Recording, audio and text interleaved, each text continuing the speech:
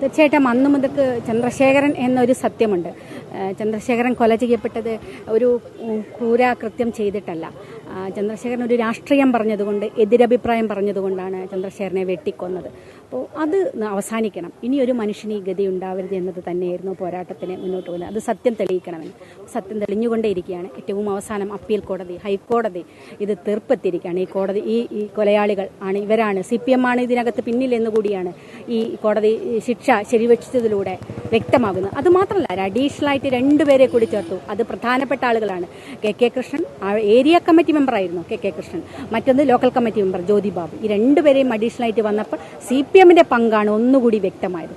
അതുകൊണ്ട് നീതി അവസാനിച്ചിട്ടില്ല എന്നുള്ള ആശ്വാസം, സന്തോഷമുണ്ട്. ശക്തമായ പ്രോസിക്യൂഷനായിരുന്നു ഞങ്ങളുടെ ഭാഗത്തു നിന്നുണ്ടായിരുന്നത്.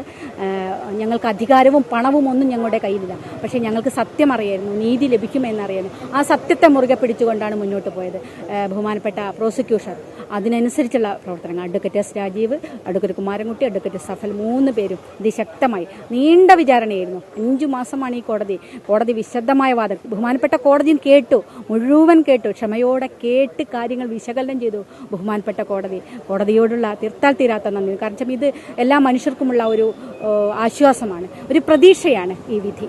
അതുകൊണ്ട് ബഹുമാനപ്പെട്ട കോടതിയും തീർച്ചയായിട്ടും അത് കണ്ടു എന്നുള്ളത് ആശ്വാസം.